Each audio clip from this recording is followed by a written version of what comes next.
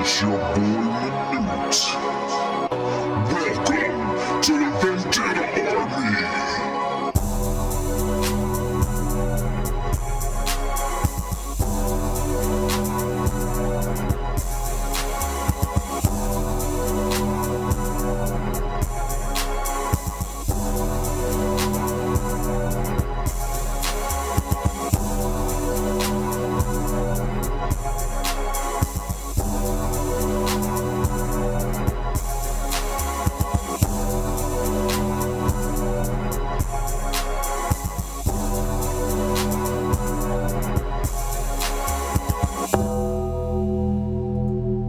What is happening?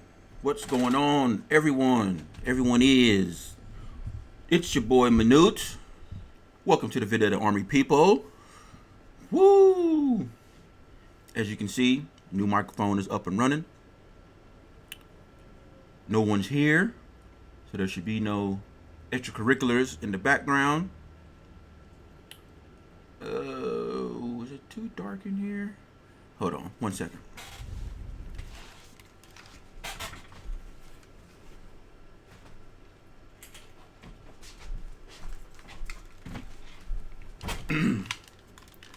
That's the next step, is better lighting. So, what we're going to talk about today, I want to talk about Raw last night. Woo! Monday Night Raw. Okay, let me pull this up. Because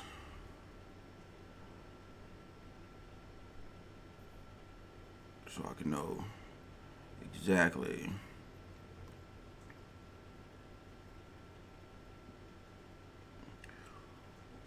hit all the bullets and let you know what I thought of last night's Monday Night Raw.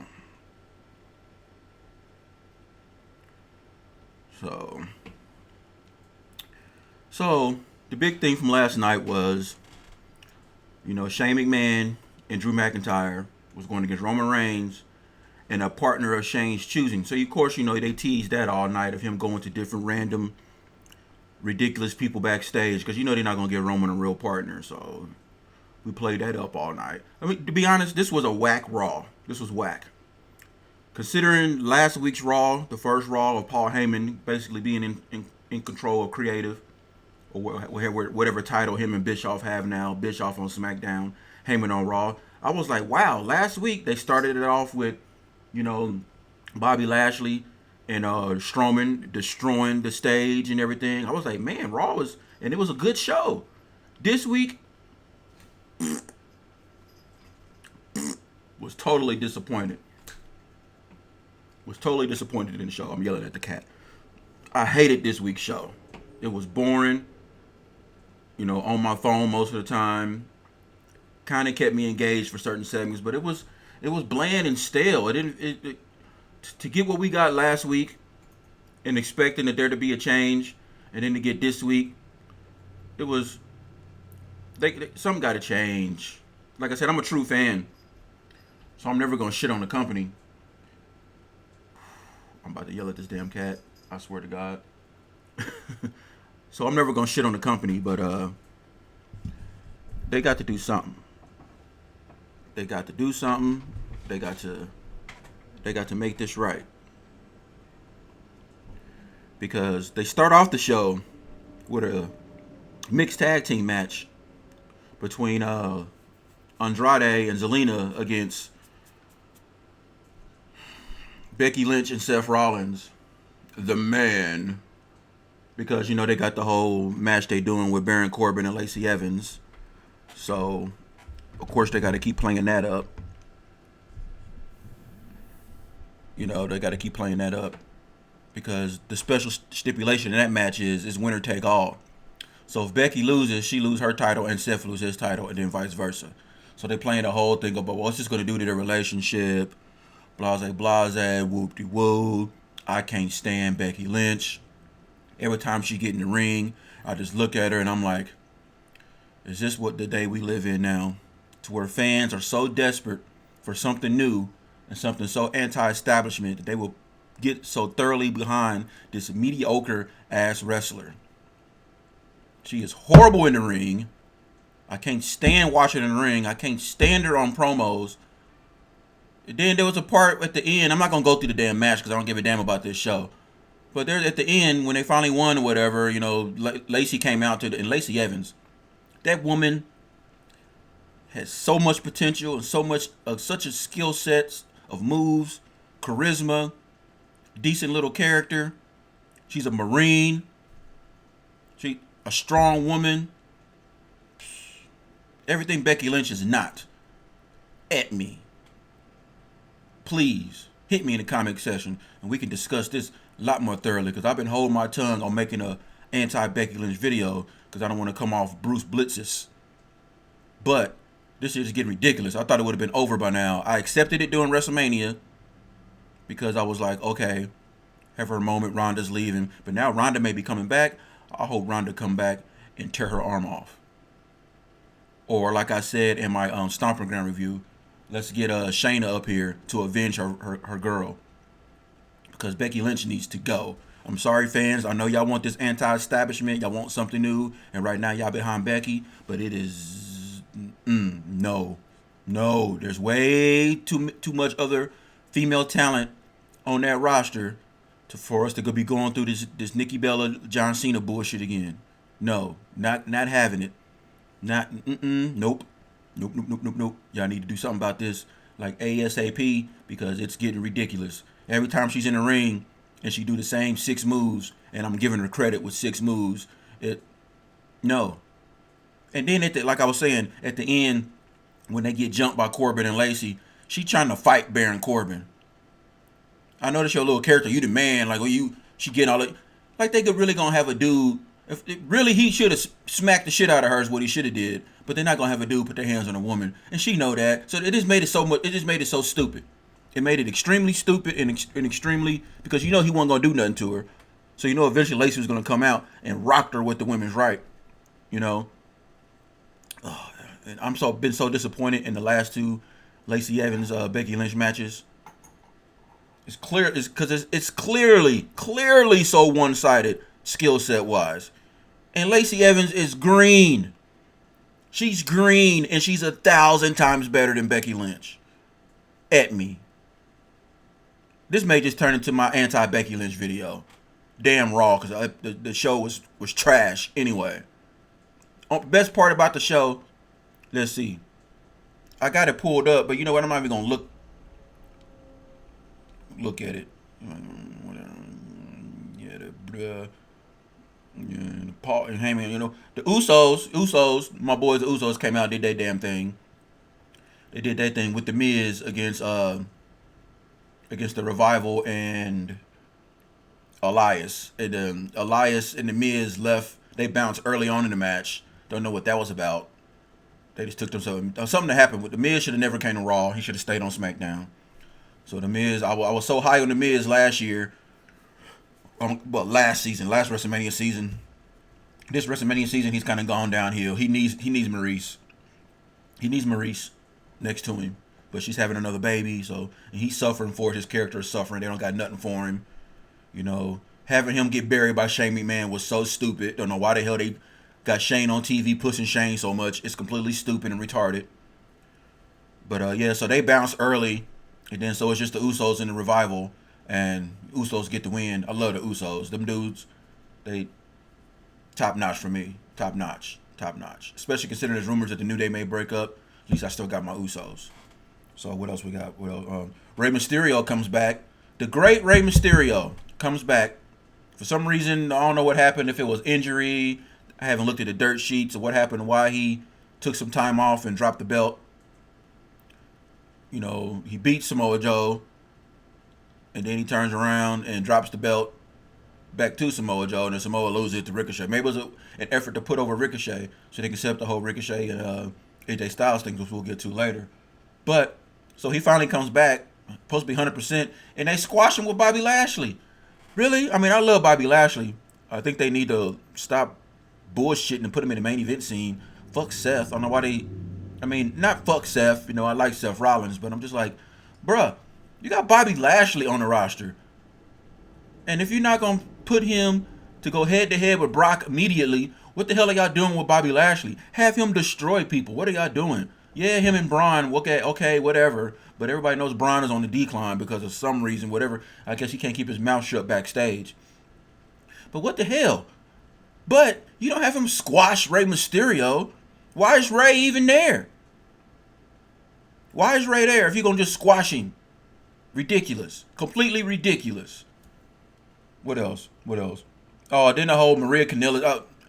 Missed me with that cringeworthy turn the television, press mute, get on my phone segment. Her, the whole not the baby daddy and all this other. I guess since they finally signed their contract, they on I wish they would have just put him back on 205 Live. So if you want to see them, you got to log onto the network. Don't put them on regular television. Get the fuck out of here. The Viking Raiders against some squashed man. No. Ricochet and Ricochet went against both the members of the club. I'm looking forward to this match because during Ricochet's match with Samoa Joe doing the Stomping Ground, I was like, wow. This guy I would love to see go against AJ Styles because they both sell so well. They sell extremely well.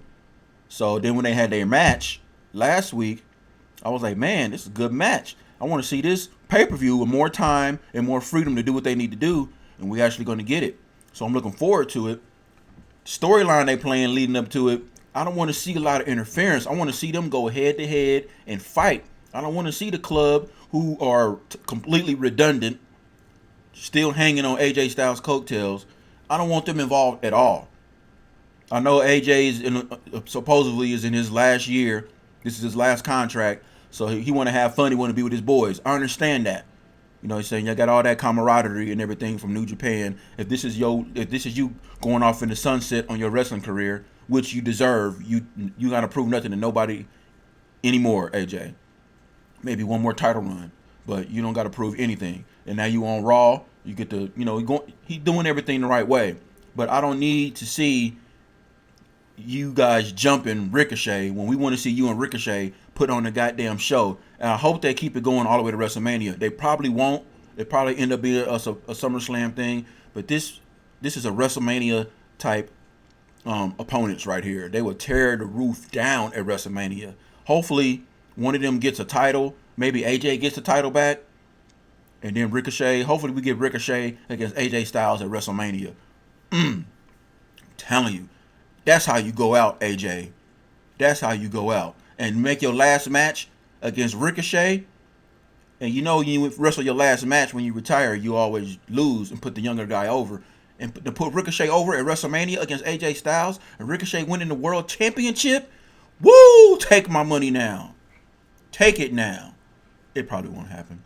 So he faces both Carl Anderson and Luke Gallows, beats them both, and then gets beat down and then destroyed at the very end by the club. That's basically what happened. So then we get to the beat the clock with Nikki Cross and Bayley. Nikki Cross, I love her to death. Her little short spitfire, but they need to get her off the microphone. Her English, I mean it's not like they speak a different language, but her accent is just so hard to listen to. So hard to listen to for her to like speak in like American phrasing. It's extremely hard for her, you can tell. But it's cute though. And she's not the best in the ring, but she's entertaining as all get out. And I feel sorry for Dana Brooke, because Dana Brooke's been working extremely hard to get herself, back to enjoying what apparently she wants to do for a living. And then they make her lose to Nikki Cross in like under 4 minutes on Beat the Clock because Bayley beat Sarah Logan. So they Nikki wins, so she gets to pick the stipulation, so she make it a 2-on-1 handicap match against with her and Alexa against Bayley. So then Bayley basically squashes Nikki Cross, belly to Bayley, then the elbow off the top rope. Okay, we'll see what happens. I'm kind of getting over Alexa Bliss. First, I was like everybody else. I thought she looked good, whatever. I like her the way she looked. And I appreciate her coming from being a valet, being eye candy, doing the Trish Stratus thing, working her way up, becoming a decent wrestler. But now I'm kind of over it because there's so much more talent on the under WWE contract in the women's division that I'm tired of seeing them recycle these same people who should not be where they at when you got so much other talent, especially down in NXT and both brands, American and European version, of people who are just, and even on the main roster, that are just 10 times above the people that they got pushing. So I'm kind of over it. Do what you got to do, get it out of the way. They kind of teased maybe Sasha's going to come back with Nikki kind of being like, you need you a friend, blase, blase. Whatever. We'll see what happens. We'll see what happens with that. And then, of course, you got then the thing that happened with Shane McMahon and Drew McIntyre come down. Roman Reigns comes down. Bring out his special partner. They tease the old black man with the limp, the janitor. We knew it wasn't going to be him because they said put a mask on. So, okay. We knew it's not going to be that guy. I was hoping it would have been like some guy who's like maybe an indie guy or some guy with some actual skill, who that old man was. Maybe if you like a true diehard fan, maybe oh, that's so-and-so. They probably can go in the ring a little bit. But, of course, they wanted somebody athletic. So the old guy comes down to the ring with the mask on. Clearly, it's not the same guy that was backstage before because he's way shorter, But, the match goes on, or somehow Roman ends up out of the ring, blah, blah, blah. Old guy gets tagged in. Next thing you know, he starts doing lucha stuff. He's flipping all over the place, doing all these. And I'm trying to figure out by the way he moved, who is it? First, I thought it was my man from Street Profits, but he was too short. Because, the Street Profits, 2 weeks in a row, even though they're not in the ring on the main stage, they are the highlight of the last 2 weeks of Monday Night Raw. Just off they backstage promos, a la Chad and DTG. Can't remember their name, but it kind of remind me of them. The swag they got. And they got so much goddamn energy. I swear to God, I do not want to see another group from NXT get called up just to get buried.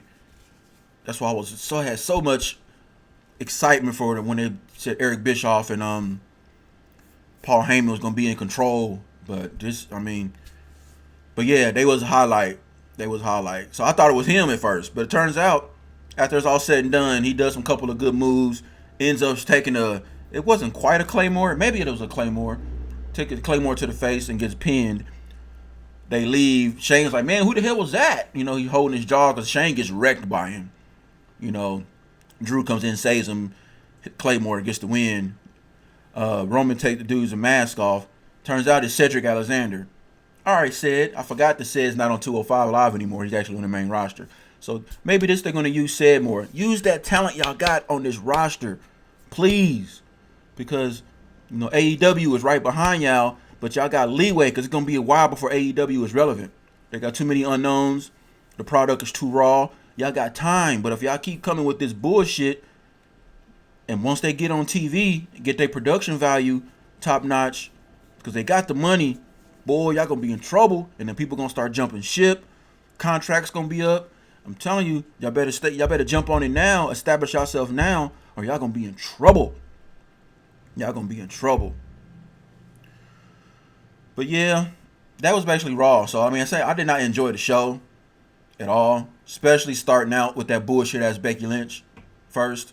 Just reiterating the fact that I can't stand her because she's mediocre. She doesn't deserve the spot she's in. Giving Becky Lynch the spot that she's in is just like making Sami Zayn, when he turned heel, making him the face of the men's division. At me. That's exactly what it's like. Same type of caliber, same type of skill set when it comes to between the men and the women. And Sami has way more moves. But you wouldn't expect to see Sami Zayn get torpedoed. Say the fans got completely behind Sami Zayn like they are when he comes out to his music.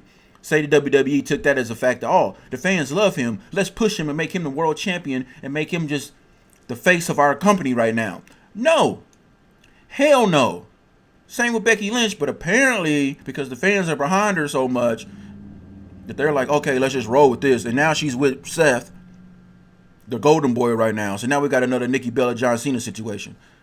I'm telling you, This needs to end immediately. I know the fans are behind her. I understand, fans. I understand. You're desperate because the product is so lackluster right now that she's a bright spot for you. I've been to live events. I've been to live Raws, live SmackDowns. Crowd goes crazy for Becky Lynch. But there's rumblings. People are getting tired of it. They tired of this gimmick. And then the worst thing they could have did was put their relationship in the forefront of the storyline. Because people are, we've been here, done that. We seen this story before. And when they both got the belts, come on now. How did that work out for John Cena and Nikki Bella's popularity? Nikki Bella's popularity went into the tank once they started putting her relationship with John on the forefront. Everybody knows that.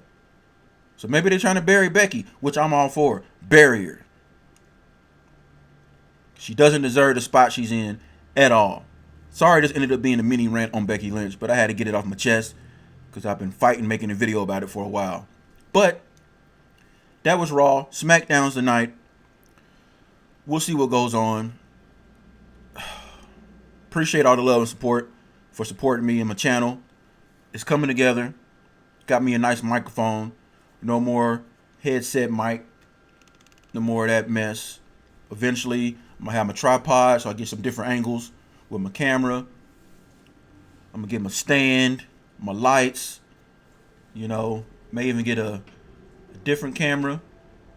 Who knows? We'll get it together, people. The channel's coming along, and it's because of you guys' support. So love you, appreciate you, Vendetta Army, I love you. Peace, hair grease. Make sure y'all smash that like button and share this with your friends, your colleagues, your grandma, your grandpa, everybody. Make sure you follow me on my social media. William Minute Brewer, Minute 316, Minute Brewer, Minute 316. I'm posting more World of Warcraft video game live streams on YouTube. I'm going to be doing one. The new raid comes out in a couple of while, actually, and I'm going to be recording my man Tally. When him and his stream steps foot into the Eternal Palace. I'm going to stream that whole experience on normal. So be looking for that. And until next time, peace, grease, and everything like that. Deuces.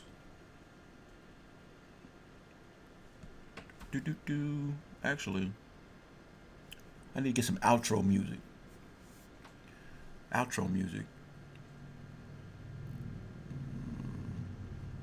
Let's just. It's your boy Minute. Welcome to the Vendetta Army. Till next time, peace, hair grease, and everything like that. Deuces.